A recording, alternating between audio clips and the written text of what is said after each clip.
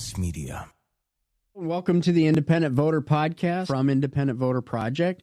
We're going to expand a little bit. A new era of independent voter news that the journalists just don't cover, where we have these debates on a national level, really taking on issues so that people have more educated disagreements with each other.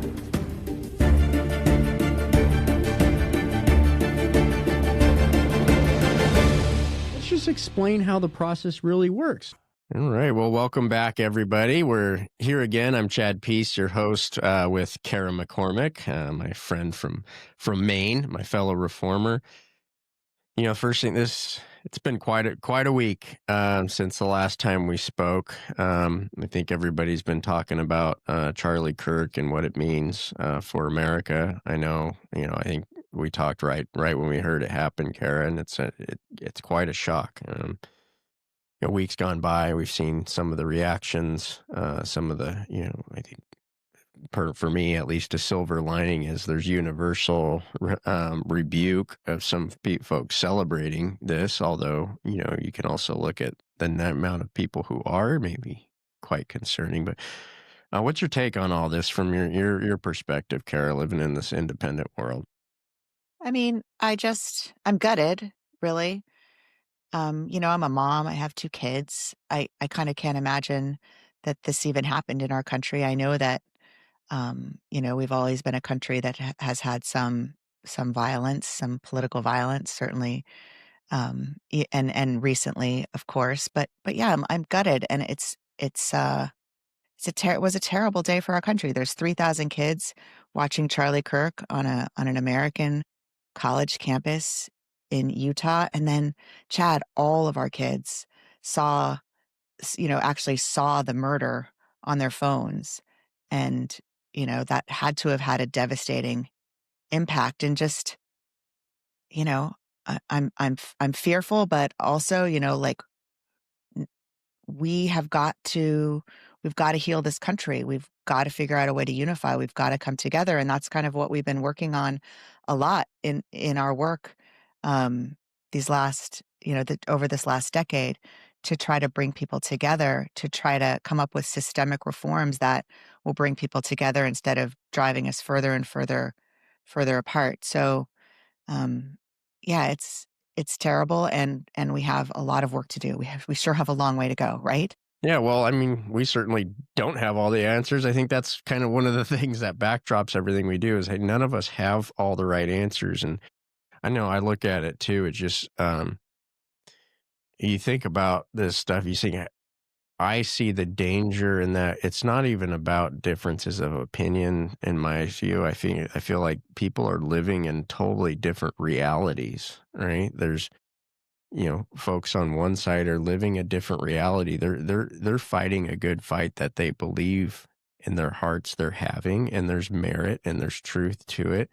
And then you have this side that reacted so negatively and took it all the way to the point of murdering somebody who's living in a reality of their reality of their world. They probably, according to the text messages and stuff, they said that it actually maybe thought he was doing something good. That's how different our realities have gotten. That's the danger. I think, the small part that I think, we try to play in what we're doing here is that realigning the incentives of the way we elect representatives and stuff so that representatives are forced to look at everyone's different perceptions of realities, and so that we're talking to everybody. Like I said, I don't have all the answers. It's quite striking what happened. That the silver lining just is that I think it does force people to kind of take a step back and go, what are we doing to ourselves? What are we doing to ourselves? It was really striking, too, to have it happen the day before 9/11, in the 9/11 celebrations. And, I know we asked people on our Facebook page at Independent Voter where people were on 9/11 and what their memories were of that. And, what I remember about 9/11 is just how I was in New York, and how immediately the country just unified. Like, you could just feel it everywhere, the unity that, whether you were in the supermarket or at the laundromat or, you know, uh, in the schools, just everywhere. We came together so quickly. It just sort of galvanized us together as a nation. And, how different it is than what's happened in the aftermath of the Charlie Kirk assassination, where it hasn't seemed to necessarily bring us together or to unify us. It seems like could push us even further apart. So, Yeah, you well, know, that will be seen. I think in some, there's some ways that there could have been more. Just collectively, there could have been, a worse, I think, response. There could have been better responses as an aggregate in the country. But, moving forward kind of to our next topic is like, okay, well, look at New York 25 years later, right? We have a young Muslim who won the Democratic primary. Now you have the governor just come out, and I personally think quite an odd, weird, endorsement. Obviously, you can sense she really didn't want to. He didn't reciprocate and endorse her back. It's this weird situation. Nobody in the race is polling a majority, but they still have winner takes all in the general, even though they adopted ranked choice in the primary.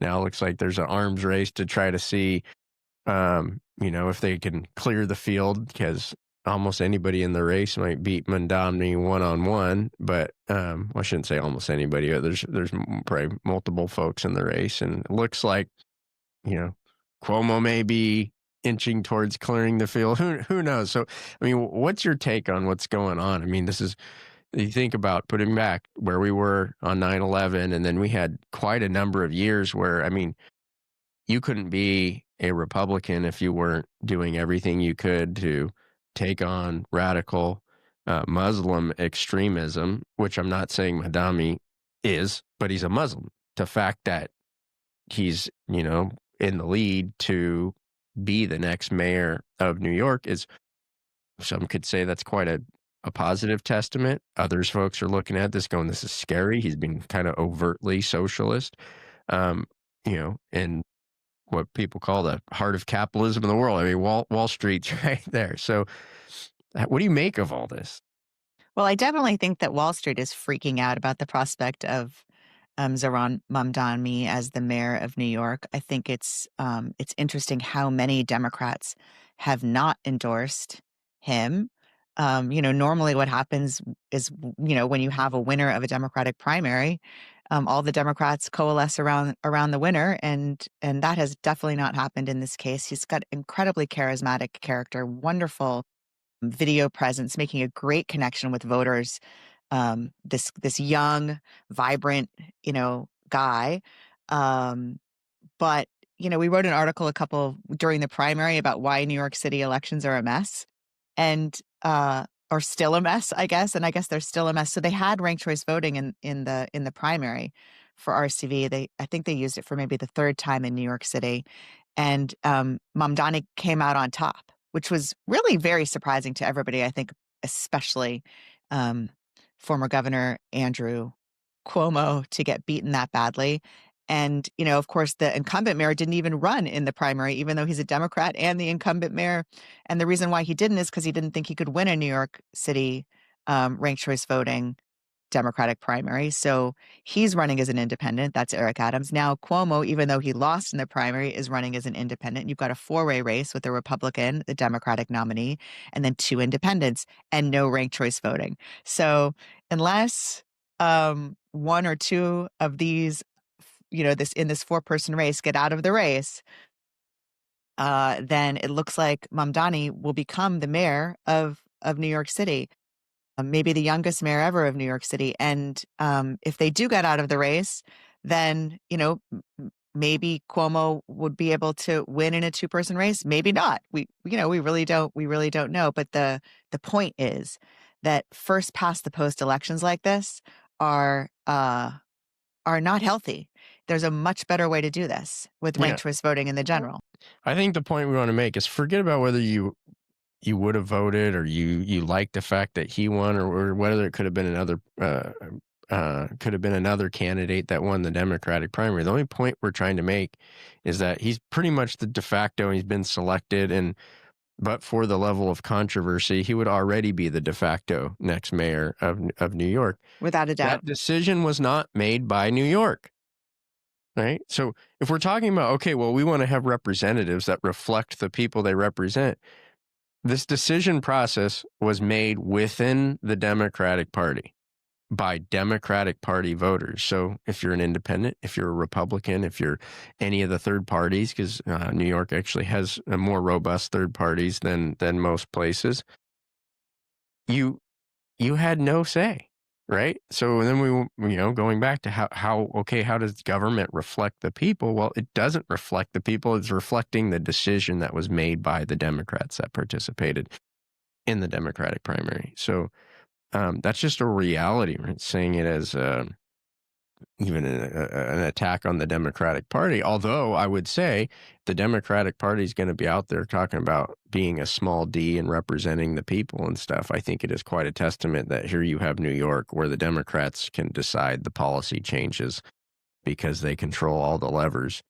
It would be really easy to end closed primaries in New York City, in New York State, and which I think is one of the greatest violations of the right to vote, that the only reason most people don't know about it is because it's not in the Democratic Party or the Republican Party's interest to talk about it.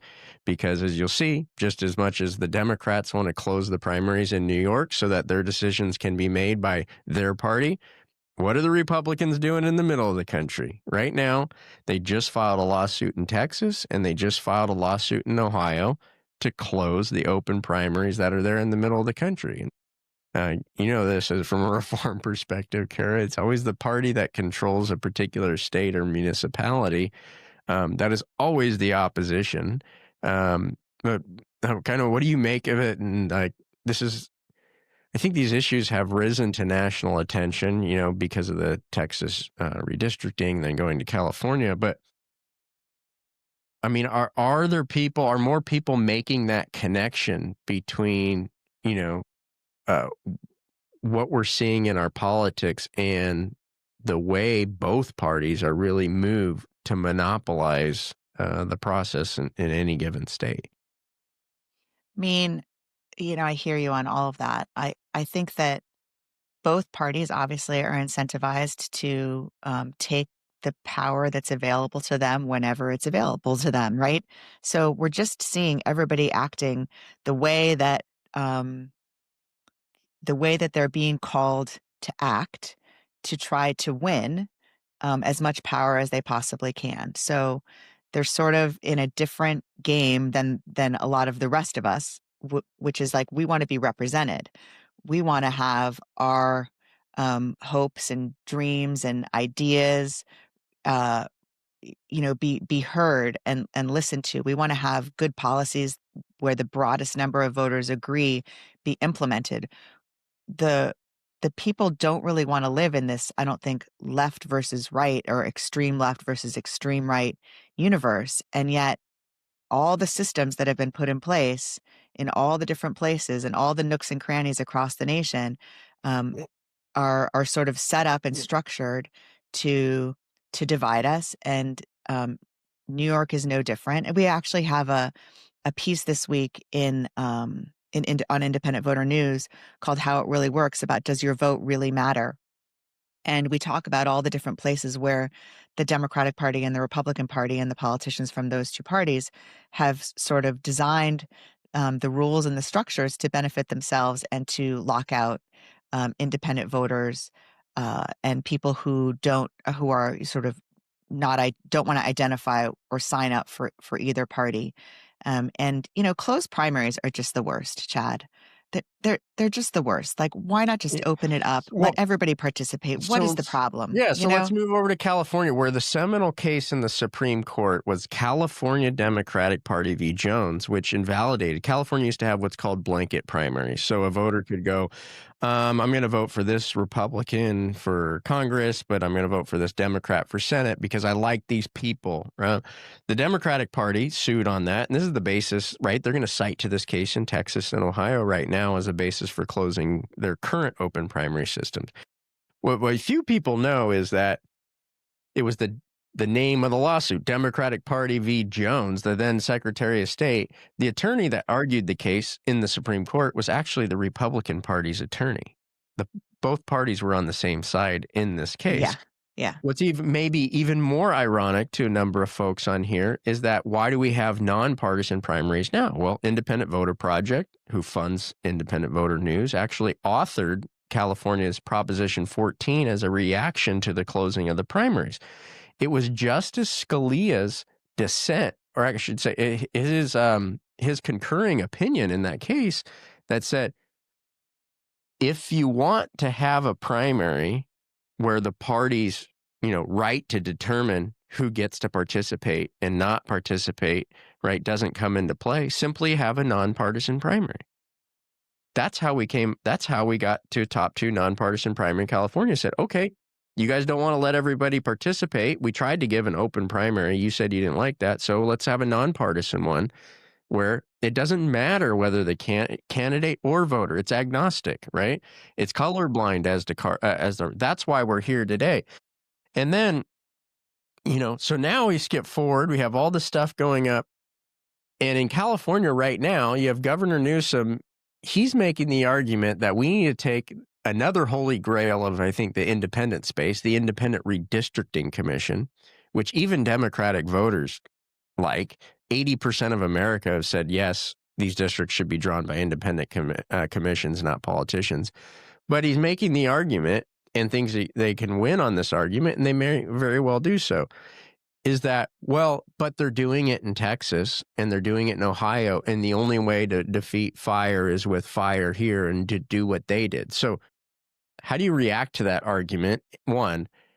And if that argument has any validity, well, how do we solve it unless we just end up in the bottom of a murky well and with no way out? Because that mentality and that kind of, that's the only natural place you can lead. So how do you respond to that, Cara? I mean, I just think that the governor of California, the Golden State, California was the gold standard for independent redistricting.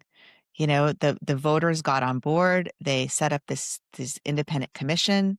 And now, given the current circumstances, the governor wants to ask voters, should we unravel that in order to compete with Texas, who, they went ahead and redistricted Governor Abbott in that legislature without even checking with the people. At least in California, they're going to put it to a free and fair vote. But this was already decided. So it's well, to be fair, they have to put it to a vote. They can't because that's right. Because California voters overwhelmingly already voted it as a constitutional amendment. So it's not unlike Texas, where there is no voter, there is no constitutional initiative.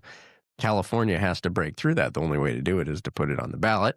Yeah. And as we know, my view is that I don't think Gavin actually believes it's a good thing. I don't know, maybe he does, but I don't think that anybody in the Democratic Party is really happy about doing it. I think the fact that they think they might pick up 5 seats, one, is a ridiculous reason to spend hundreds of millions of dollars. And I mean, the amount of work and costs associated with redistricting, the collateral consequences are not small. They're monstrous, right? You're changing, which voters elect which representatives, and that those costs matriculate. I think as simply as, Gavin's folks wanted a way to put him on a national profile. And he did it, right? Well, I mean, and they definitely got their wish there. He's gotten, more press associated with this. I mean, he's really sort of emerging as a leader of the National Democratic Party on this issue, and kind of taking the helm where nobody else has really stepped in. And, in their defense, they believe that the President of the United States and the Republican Congress is a dire threat to the existence, to the continuing democracy. Right. But and so that's the stakes that they think that they're dealing with here. Right, but that kind of goes to my point is like, if you believe those are the stakes, right? That highlights the point of division. If you believe those are the level of stakes, that one more election cycle with Republicans in control of this or that is going to fundamentally change, right? Like, that's kind of my point, is we brought the stakes of government so high in this fear-based politics that unless we do extreme things like getting rid of the gold standard, something that organizations like, look at this, I'm not poo-pooing on them. I know the political pressure. I know all this stuff. But think about organizations like the League of Women Voters, Common Cause. They had people in those organizations that fought for over a decade to get these things passed. Oh yeah, it's hard work too. It's hard a work. lifetime. It's something that when you are later in your life and you go on, you say, I did that. And in one fell swoop, because apparently the stakes are too high in this election, we're going to invalidate all of that work, to the point when those organizations that literally led the argument that people should pick their districts, not politicians, have backed down. Now, they haven't gone so far as to support the governor's position, but said, we won't, we're not going to challenge it. We're going to stay neutral. I think that is a sad state of political affairs. I know there's people within those organizations that aren't happy about it. Some of them feel like they can't even talk out publicly. And that's sad. That's the problem that I see in politics, which matriculates out into, then we wonder why people in the real world have such dramatic views of the consequences on both ends. If the other side wins, then, really bad consequences are going to happen. It's crazy. I mean, I definitely know that in all the years that I've worked in politics, which is like, a lot of years, a lot of cycles. I've worked professionally in American politics since I was 22 years old. And, I know that pretty much every 2 years, the line is that this is the most important election in our lifetime. I've definitely heard that over and over and over again, every single political cycle. But I do think, Chad, that it's gotten to it's reached a fever pitch.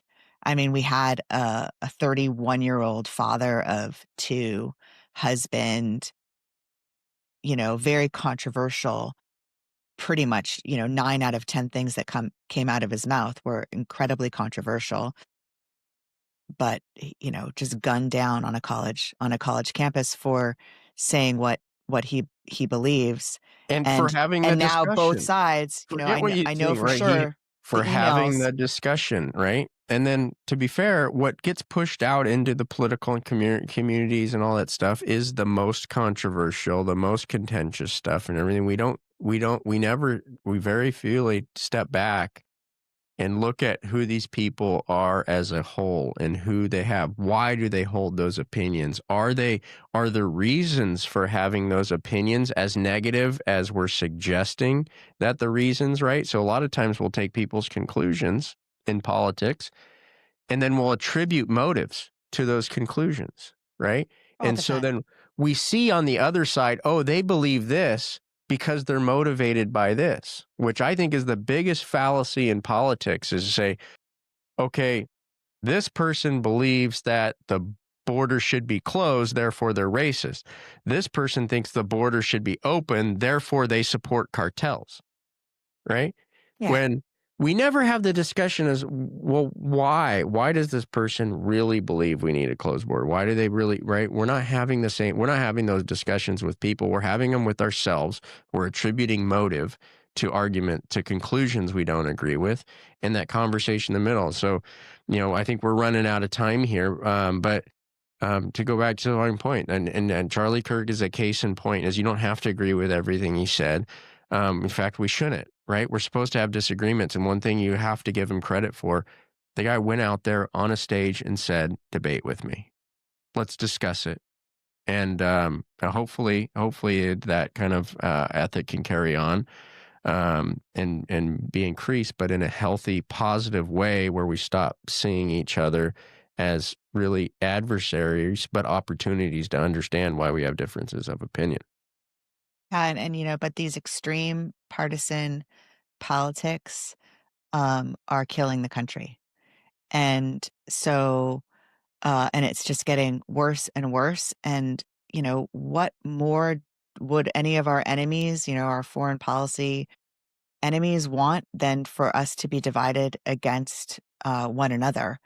And, we've got to find a way back together. And as this is really what we've been working towards, is trying to figure out these underlying structures, these things that are underneath the way that we vote, and the independence from the politicians, and the right for citizens to have citizens initiatives to try to change things. Because I promise you, Chad, that Americans, we agree on so much more than we disagree on, but we have this system that is just continually dividing us further and further and further apart. And it leads to things like what happened tragically with, this, whether it be the speaker, the former Speaker of the House in Minnesota, and her husband, who were gunned down in their own home on a Sunday morning just 3 months ago, or Charlie Kirk on a college campus. It is not limited to one side or the other, this violence. And we've got to heal. We've got to come together in the same way that through these tragedies, instead of having it divide us further apart, we've got to come together just like we did as a country after 9/11. Yeah, and like I said, I don't think we have all the answers, but I think we have some pretty good solutions to start getting us there, and hopefully we start seeing more and more progress and successful pushbacks against efforts to close primaries in Texas and Ohio. Hopefully, maybe New York will open one day. Maybe California voters will defeat the politicians and say, no, we really like our independent redistricting. But we'll look forward to talking again next week. I'll be joining you from Brazil next week, Cara. Oh, great. Okay. And that's exciting, from Maine to Brazil. I love it. Yeah. I'm going to be preciso falar em português na próxima semana. I just love that you can actually speak Portuguese now and Spanish. You're so I speak worldly. bad Portuguese and bad Spanish. Right? There you go. So I speak Gringo Portuguese, Gringo Spanish. What Gringo about Portuñol. What about your family, though? The kids, are they learning? Well, they speak better than I do. That's so cool. My 2 and my 3-year-old are more bilingual and trilingual than me, but it's wonderful. And they certainly will be after this next trip. So yeah, it's great. We're gonna have a month down there, but never quite get away from independent politics. So we'll hold down the fort while you're gone, and I'll see you next week. All right, thank you, Cara. We'll talk soon. Take care. All right. Bye. Bye, everybody. This is the Independent Voter Podcast, sponsored by the Independent Voter Project and produced by OLAS Media. Remember, you can always find the Independent Voter Podcast or the How It Really Works series at ivn.us. Follow and subscribe at olasmedia.com.